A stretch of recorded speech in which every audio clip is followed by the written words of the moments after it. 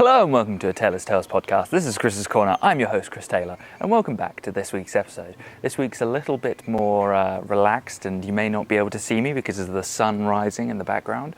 And I'm also using a lapel mic, so the sound audio may be a little bit different. I'm sorry if you can hear the background noises that I'm hearing right now, the beautiful songbird or the birds fighting for aerial battle in the background, and the sound of the lake behind me swishing back and forth. But I thought that'd be a nice change of pace this week. I also realised that there's no any sort of electronical ports around this area for me to plug my laptop in, which is where I generate my audio from. So this is as good as it gets this week on this episode. Hopefully the audio does get through, and hopefully you, the listener, don't run away right now, because I've got so much to tell you over the past week, and my face isn't in it. So this is great. You're getting 2 for 1. You're getting audio listeners and the video listeners on the same level this week. So anyway, I haven't said where I am. I am in Bacala. So this week is a couple of days in Bacala. It's been an incredible week. I've been to Tulum, Playa Carmen, finished being in Cancun, and am currently in Bacala. Tomorrow I head off to Merida, then after that I'm going to Palenque, and I want to say Campeche as well. And so it's going to be a hectic couple of weeks, and there's been so much going on. So first off, where do I start? First off, recommendations for those traveling through Mexico. And before I forget, shout out to multiple people I've met along the way on this podcast while I've been traveling through Mexico. It has been an absolute pleasure, a joy to basically be reassured that what I was saying all of this time, that the majority of people in this life are positive, good people, and that the minority, the negative, are represented well in the media, but they're not so in real life. So I think it was Mehmet and...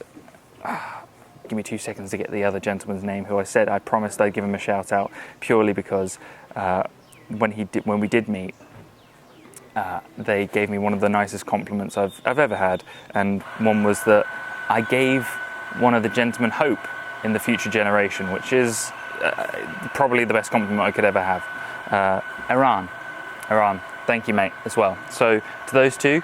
There's a list of other people. I'm not sure if they would want to be named on the podcast, so I won't do it, but there's another 10 other people that I could easily list off who I've met over the past couple of weeks, and who've made this journey a hell of a lot more fun and a hell of a lot more easier because of the great advice that I've been given throughout it. So yeah, there's that as well. Where was I? Oh yes, recommendations. So to those coming to Mexico, first off, big up, do Chichen Itza. It's fantastic. I did a tour. It's definitely worth the time. It's definitely worth the money. It's definitely worth just going there to see these magnificent architecture that, just sort of makes you feel very small and makes you realize how limited your time on this earth is in comparison to the actual realities of how long stuff's been going on this earth. And Chichen Itza is definitely one of those things, and one of those reasons which makes me feel very much more human and down to earth, and realize that what we do on a day-to-day basis does leave a mark, and it's one brick by one brick, And Chichen Itza's got so much Mayan facts around it. There's so many big things going on. One of the things is that I didn't realize this until the tour guide told me, is that they didn't do human sacrifice on the main temple of Chichen Itza. They did it in separate areas, and the Mayan temple, the main temple within Chichen Itza, was in fact a calendar, like a physical calendar. It told you what time of year it was, what day it was, when the seasons were, by using the sun as a reflection onto the bricks to be able to create shadows and to be able to understand when the time was to harvest and when the time was to basically... Oh yeah, that was it. So there was like 2 times a year. It was 22nd of March and then 21st of September, which was like the beginning of spring and the beginning of autumn. So harvest and when to set the seeds, or the other way around, one or the other. But it was really interesting. I was blown away by the amount of information that I was given on the Mayan history. I've got my own Mayan birth certificate now. I thought it was hilarious. Like, don't get me wrong, like you don't need to buy it. I did it because I wanted to just give some money to the local economy, because, you know, it was like 400 pesos, which is like 20 pounds. I don't think a piece of paper is worth 20 pounds, but you know, I'm trying to give something back rather than just being Mr. Selfish and doing what I normally do, where I just buy food and do tours and that's it. So try and do something a little bit more. And so Chichen Itza has so much information, so I'm not going to ruin all of it because I want people out there to go see it themselves. It's so much fun, and it's another piece of nature. It's another piece of, like, you're surrounded by a jungle as well. And so there may be a lot of people there, so be wary of that. And maybe don't do what I did, where I went in the middle of the day. And, you know, I didn't get burnt, thankfully. I'm okay at the moment. You may not be able to see this on camera, but I am relatively non-burnt at the moment. So I'm going to try and keep it that way for the rest of the tour. So what has been one of the main fun things that I did after, and it was a combination. I did Chichen Itza and I did a cenote in one day, and it was so much fun. The cenote, I did one of those bucket list things where you tick it off, and I got on a rope and I jumped into this massive natural pool. And the massive natural pool is like a cave, so you go into the earth, and within the earth there's this natural pool where you've got like a boardwalk around it, and that's been man-made, but the rest of it is all natural. And it's a cave with a water centre, and you can jump into it, and there's little fish at the bottom that eat the bottoms of your feet. And as you guys know, because of the running, that was well needed for my feet. So yeah, that was the cenotes I recommend to anyone. They're recommended by everyone anyway, so you don't need my opinion on that. But it was a joy, you know, to truly just tick a piece off my bucket list, which was to jump into one of these cenotes off a rope. And I, for those who know the meme, I yelled "Sue" as I went in, just for a laugh, which is I always do things not to make other people laugh. I do them a lot of the time just to make myself laugh, just because it's such a pleasurable thing to do, and it just allows you to relax and be in the moment and have a smile while you're doing it, and that smile will create serotonin and make you feel a hell of a lot easier. So Chichen Itza, cenotes, the food. I got to talk about the food. Man, I have had so much good food while being here, and I've had to eat like it must be 3 meals a day in order to stay full at the moment, because I'm doing like a minimum of 10,000 steps and also doing a weightlifting session as well. And I could not do those, but I want to maintain my physique and I want to be able to maintain the way I feel as well. So there's that. There's also the fact that it's fun. I get to eat more. I get to enjoy the process more. And on top of that, there's the fact that the food out here, there's so much variety, like the tacos, the enchiladas. There's these amazing things, majallas, which are like a cone with cream cheese, banana, and Nutella in it, and it's just diabolical. I love it. It's so bad for you, but it's so good at the same time. Had one of those last night. As you know, I love a sweet tooth. I have a sweet tooth, and so that ticked it off, because I've been finding it difficult to find sweets in Mexico, but I will find them and they will find me. So food, tacos, enchiladas, quesadillas, like I would say more tacos everywhere.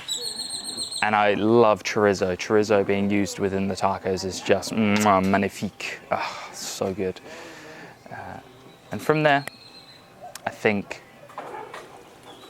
I've tried, I've done other things. One of my favorite things recently was, what did I go to? I went to a smokehouse, had a really tasty burger. Having burgers, I know they're not from Mexico, but it is nice to have a variety from time to time and mix things up.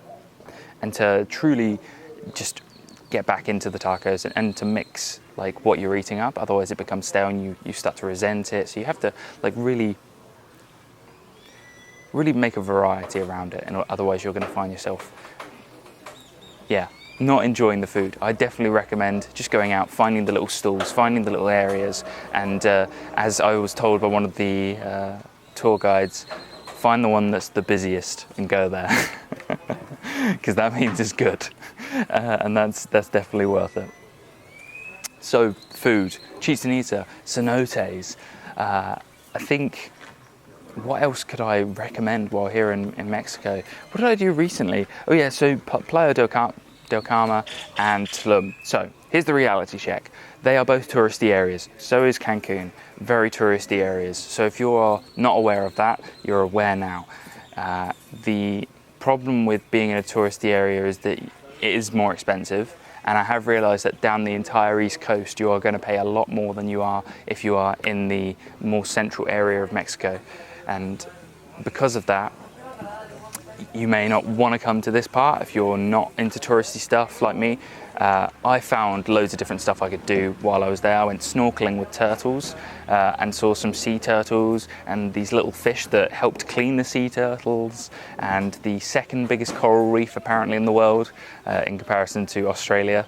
And it was so relaxing. And I think when you're doing traveling, for me, where it's been 8 days now, where I've gone to 4 different places within the space of 8 days, and I'm going to be going to, in the space of 14 days, another 12 different places. It's mad, like a total of 12 places. And so the world around you starts to move fast, and you have to take those moments to relax. So I was in Tulum. I went to the beach, and I think it's good, but the fact that it's a 30-minute walk might put people off away from the amazing hostel I stayed at, which was Mad Mayan Monkey. And that facility there is insane. I gave it a 9.7 out of 10. I think the only thing I knocked it down for was might have been location, just because you have to walk everywhere you have to walk like 30 to 25 minutes to get into a general area that you need to be. And for me, that's not a problem. But I thought for other people that might be an issue. So I thought, maybe, but yes, at the same time. But the facilities there were great, because, as I said, I'd done snorkeling, I'd done Chichen Itza, I'd done loads of exercise, and I'd done like a 5-mile run down the strip of Tulum. And so I needed a day where I just did nothing. Because today I'm going to go paddleboarding on the lake here. So another amazing thing to add to the list of things I've done so far. And it's only been 8 days. And I feel like that's madness, because I've done so much in that short period of time. And that the love for nature here is great, because it's like little pieces. It's not everywhere, because like Mexico is a jungle. Like it is a jungle. Like there's just green trees. Every time I take a bus, which is ADO by the way, ADO buses I recommend thoroughly. They're air conditioned, safe, and really relaxing to sit in. Plus they give you a free movie. Why not? It is in Spanish though.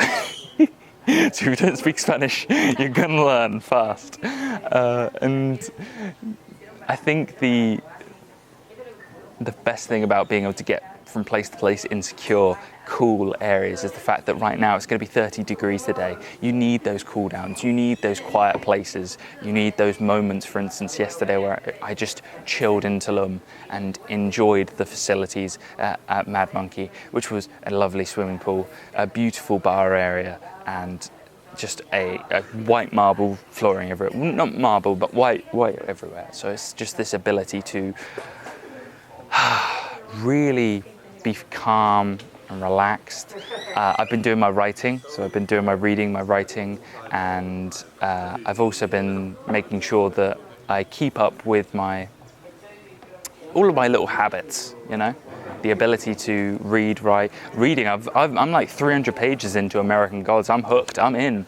I find that sometimes when I'm into a book, I am truly locked in. And when I'm locked in, that's it. You can't stop me. I think when I'm on holiday as well, I truly I'm sat in there, and I've got the time, And I think when I'm on a day-to-day basis, I forget that there may not be time, and that the minimum of the 10 pages keeps me on track. But when I'm here in Mexico, I've got that time. So, reading, writing, trying to speak Spanish, even though everyone speaks English, which is rather difficult. I try my best. One of my friends also struggling with the same thing with French, and she, crack on. That's all you can do. That's all you can do is just crack on with it and live your life and try your best to speak Spanish. And even if they speak English back, that's fine. You do your best, and that's all that matters.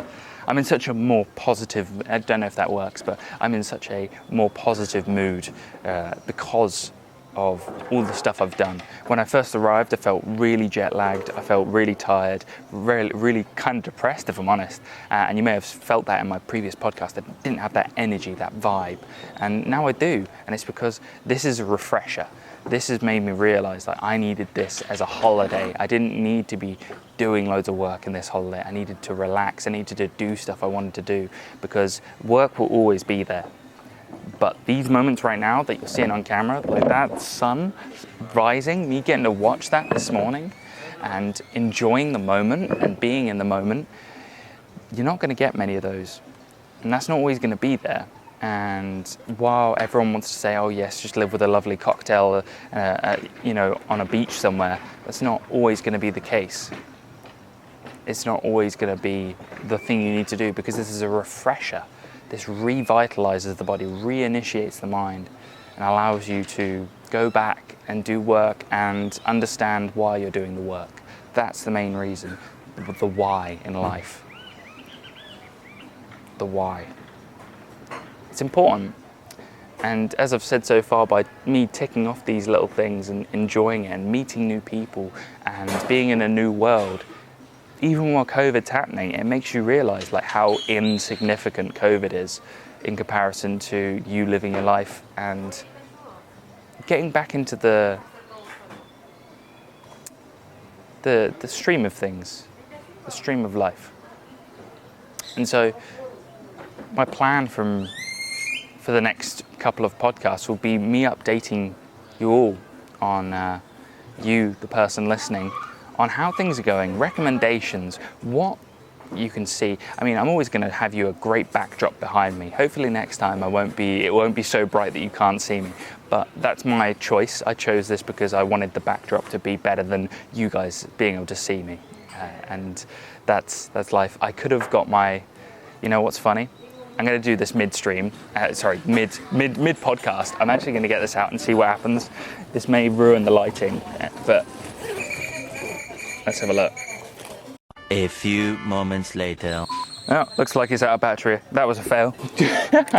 I have this, I'll show it on camera because otherwise that wouldn't make sense. I've got this this lighting that's portable that, it doesn't, can't really do anything. You can see it on at the moment, but it's not really gonna help with the lighting in the background. Maybe if I do that, but no, I need to charge it, I've realised, and it's out of battery. Anyway, that's not interesting.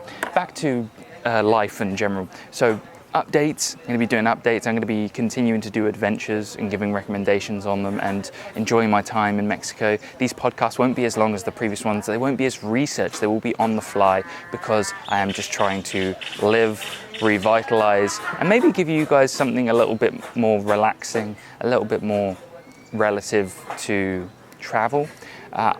I don't know what the plan is after Mexico. I have an idea. I think I'm going to go to the USA for a bit, but it all depends on visas, coronavirus, all of these things. I will do the best to keep you updated, and I will continue to be enjoying the food, the scenery, the adventures, the taking every moment as it comes, the continuation of reading and writing and languages and meditation and working out and all of these things, and taking care of myself. And I hope you're taking care of yourself too. And that's the main thing. And one thing I would say to you during this pandemic, go get out of that rut. As I said in the past podcast, I realized how big a rut life can be sometimes. And it's truly important to be able to get out of it and realize that you have a lot already and that you can do a lot more with that you already have. So that might sound like a little bit of mumbo jumbo, but I think that's a good way to end this very short podcast of 20 minutes. However, I hope you've got a little bit of information out of it, enjoyed the scenery behind me, and are living your lives in a way that's going to help you revitalize, reinitiate, and go out on the attack. Nick that from Jocko Willink. I hope you enjoyed that. Anyway, this has been a Taylor's Tales podcast. This has been Chris's Corner. I'm your host, Chris Taylor. And as always, I hope to see you this time next week.